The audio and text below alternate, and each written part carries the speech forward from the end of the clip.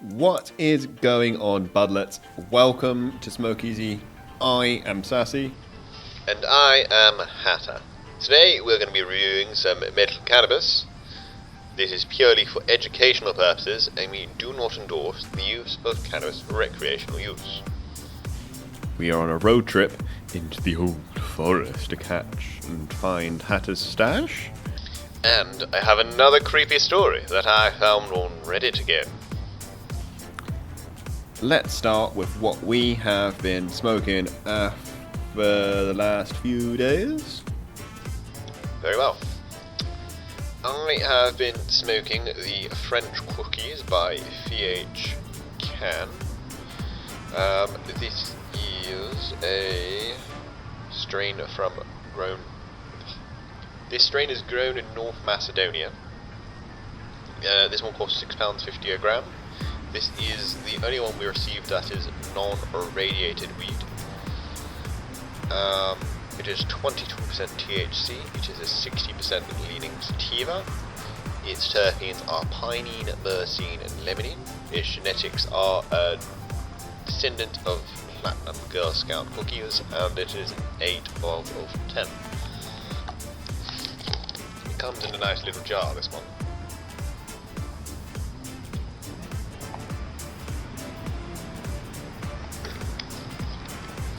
I'll be honest with the smell, it's not that impressive, it's just a little bit. But I find that with most of the medical stuff, to be honest, the smell is all a bit sort of flat.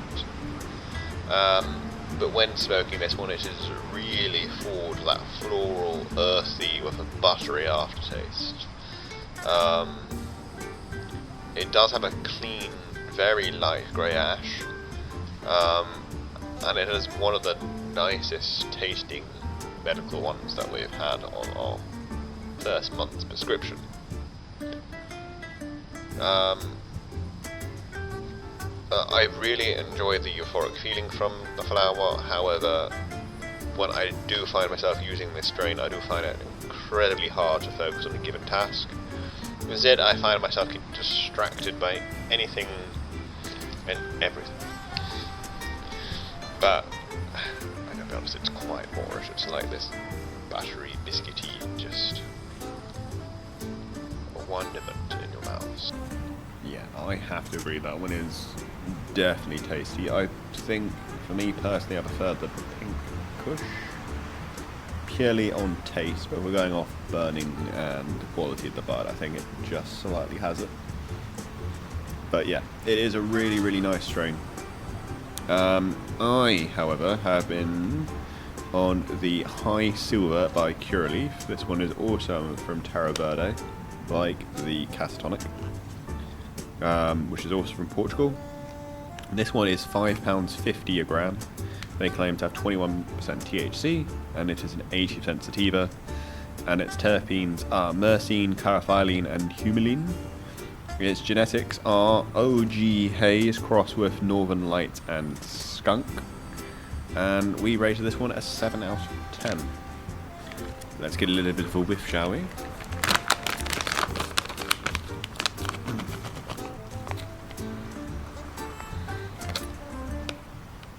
I'm going to be honest, it kind of just smells dead. But bearing in mind we have had these for a few days, weeks. What day is this coming out? At the time of recording it, we've had all the strains for like 2 weeks, so I'm gonna be honest, the smell hasn't changed that much since using them. Yeah, this one, it being Curaleaf, I went in with really, really low expectations. But it has a really nice flavour. It's just a punch of lemony citrusiness with a little aftertaste of earth. It's got a light grey ash, but that's alright.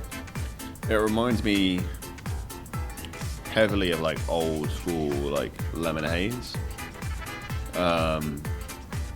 To me it just comes across as a really, really good quality mids, especially for its price at £5.50.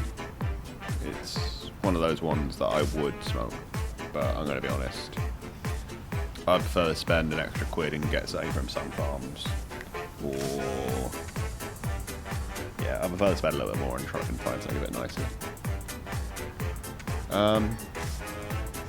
But from smoking, I definitely don't think it lives up to its claim of 21%. I feel like it's definitely more around the 17 or 18%. If I had a THC tester, then I could test these more accurately. Unfortunately, I can't get to my friend that has one. But we might be investing in one for ourselves soon, so we can give you more accurate results for THC. This was the cheapest one we reserved in our first prescription, and it's very much near the cheapest end of what you can get from medical cannabis. Yes, you can find some stuff on there for £4 a gram, £5 a gram, $5.50 a gram. You can get some really cheap stuff, but to me it's just like, it's fucking private healthcare and it's expensive enough as it is. If you can afford it, you might as well spend an extra couple of quid and get yourself something nice.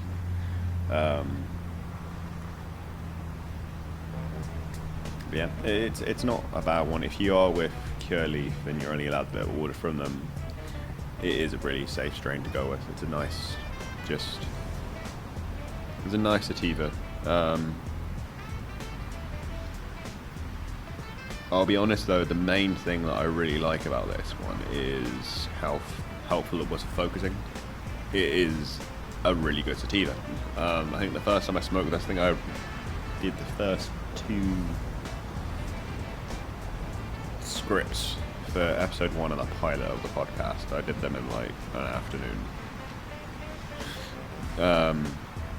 But man, does it give you like munchies. It does like all the munchies. Funnily enough, it's also the one that I personally decided to use for today recording. So on all our first episodes recorded, I am a little bit lemon hazy.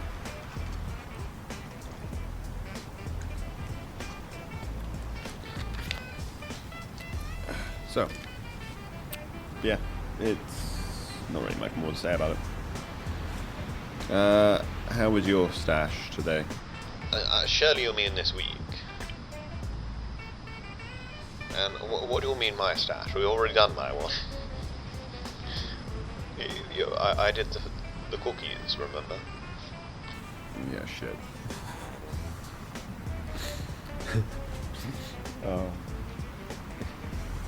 Sign is working. Such fun. Well, if you have a strain you would like us to review, let us know in the comments below and we will see if we can find it. We will continue to be reviewing more UK medical cannabis strains, some imports.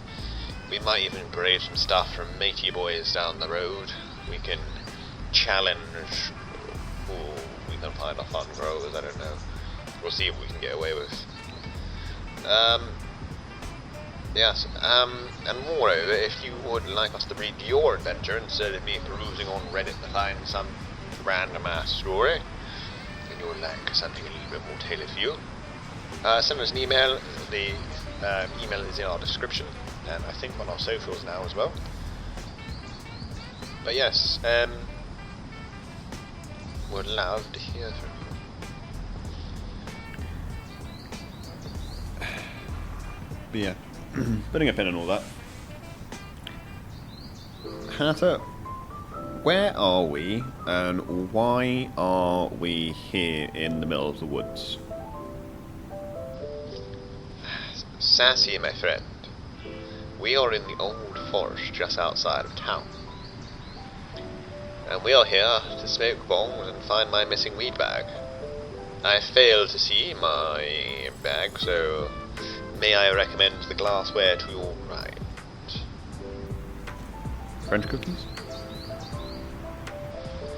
Yes, that one will do nicely.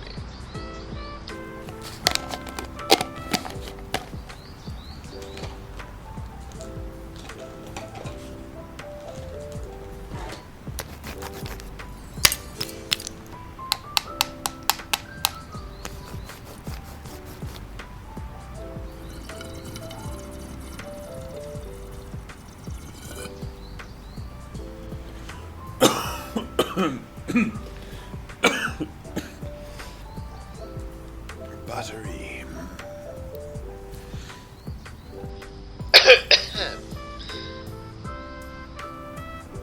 Hatter.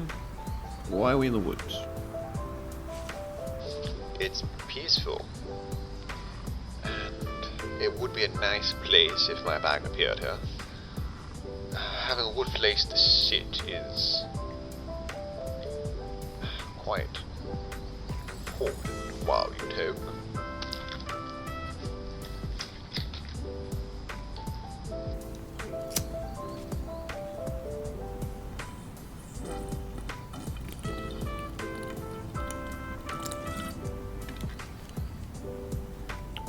Or rip. We're gonna do while we wait them. We gotta fill this podcast with some form of content. Well, I do have a story that's set in the woods.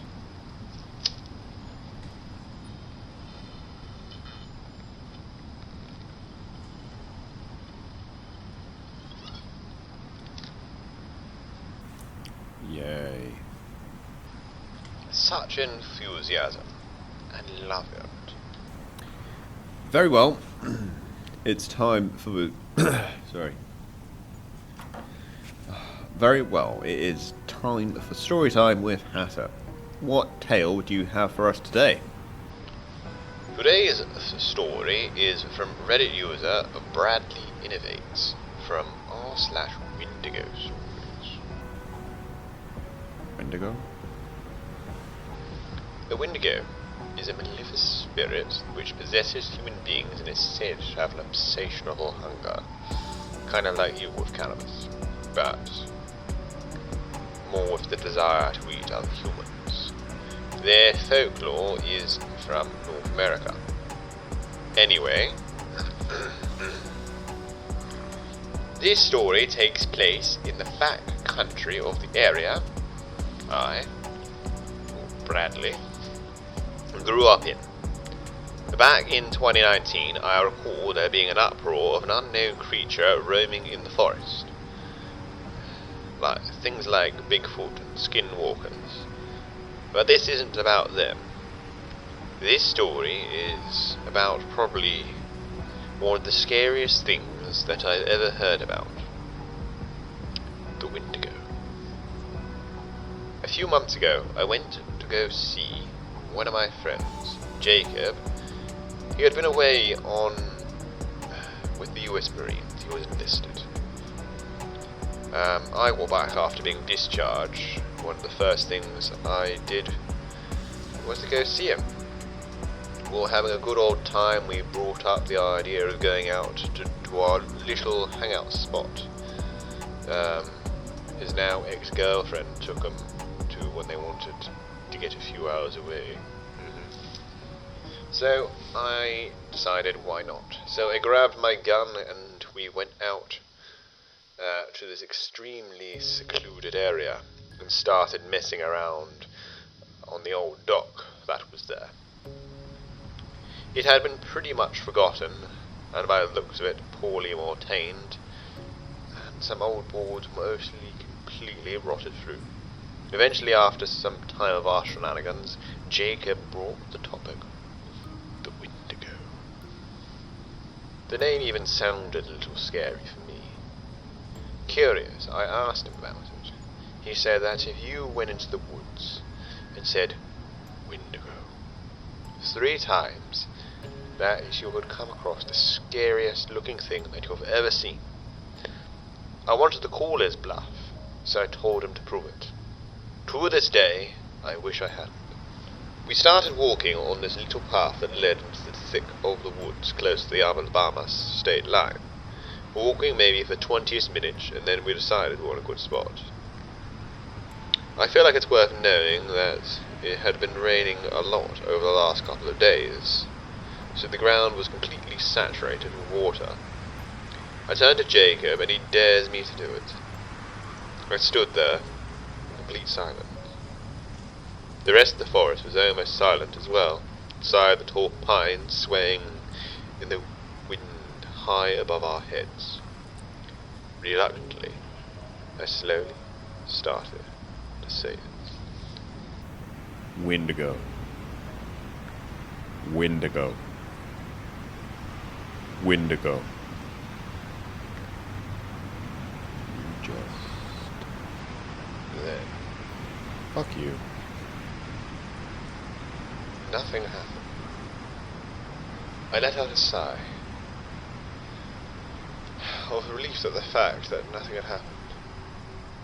One thing about mine and Jacob's friendship is that we loved it when one of us proved the other wrong about something. In our friendship of 10 years, I think that this was the first time I had proven him wrong at anything. We started to talk a little bit of shit back and forth at each other, and then we heard something in the distance. My reflexes still sharp for the Marines. I heard a snap. Immediately I looked towards the direction of the noise. I started to move closer to the noises. We saw a few coyotes running across the path, maybe 30 streets in front of us. I breathed another sigh of relief. But that relief didn't last long. I knew something was up. I didn't know what was up at first, but then I knew it was time for me and Jacob to leave. We turned to leave, and in the woods, all of a sudden, a pine tree started crashing down, groaning and creaking as it leered towards us, crashing onto the forest floor. In a moment of pure instinct, I shoved Jacob forward as the tree fell, landing right between us. Jacob let out a cry in terror as the tree landed. I hopped over the tree, hoping to get to him. I could feel his heart pounding like a drum as I grabbed him by the shirt and yanked him by his feet. He was still terrified and practically still crying as I screamed at the top of my lungs. Move, Jacob! Fucking move now! I spun him around really hard, causing him to fall to his knees. I quickly then got him up and we both started sprinting down the path, back in the direction we came. I didn't dare look back. Neither did Jake. I was sprinting through the woods when a familiar sound came behind me. Jacob. Jacob. Come quick. Nope. It sounded like Jacob's younger sister, Olivia. Fuck. Nope. He turned and tried to get past me. The whole time he was screaming. Olivia! Stopped him and said, Jacob, look at me. It's not her. Do you hear me? It's not her. Just then another pine tree started to buckle. I saw it, and this time to tackle Jacob down to the ground, as both of us were nearly crushed by it. I screamed at Jacob once more. Go get out of here. Go now. As I was screaming, I pulled out my gun from my waistband and aimed it down the trail. Jacob made it to the opening as the trail turned back while I was still aiming. Bradley, get out of there now. Come on, hurry. I turned and started sprinting towards him. I made it to the clearing a good 50 feet. I turned to Jacob, and then I saw it. The thing that we had unearthed into showing ourselves. The Windigo. It stood over us. It must have been 9 feet tall on its hind legs. There was practically no meat on its bones. It looked starved with deadly thin arms and legs. Its skin was white as death. But the thing that still haunted me were its eyes. Vibrant, piercing blue. They gave you a gaze so cold that you could feel it creep down your spine, only for you to struggle to grasp the air to your breath, let alone to scream. Fight or flight. I raised my gun and fired it at the creature. Jacob and I, not sticking around to see if we had killed it, we turned and ran towards the car. That was my first experience with Wendigo, and I pray, almost every night, that I never have to encounter something that terrifying ever again. You would choose that story when we come to the woods to record a podcast. You prick. But of course, what other story would you choose for an excursion to the woods? True. You know all that cryptid shit's real. Poppycock! They are just spooky stories. And these woods are old, and they make a good background for a story. I think I've had enough of your dramatic flair for one day.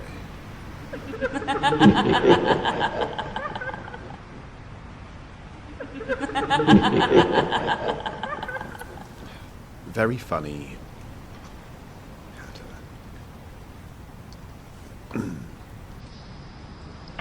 That's all. Fuck that then. Oh shit. Sassy, time to fly, you fool! Run as fast as you can. I'll catch you and turn you into jam. Oh, good heavens, not jam. Marmalade, maybe. Never jam.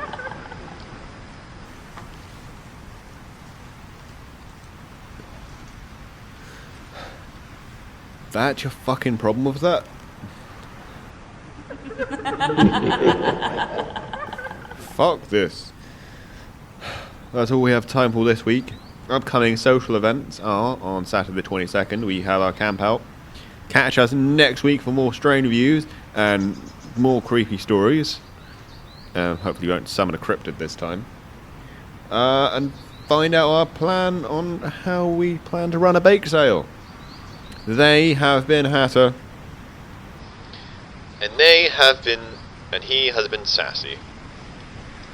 And you have been listening to the Sassy and Hatter Show.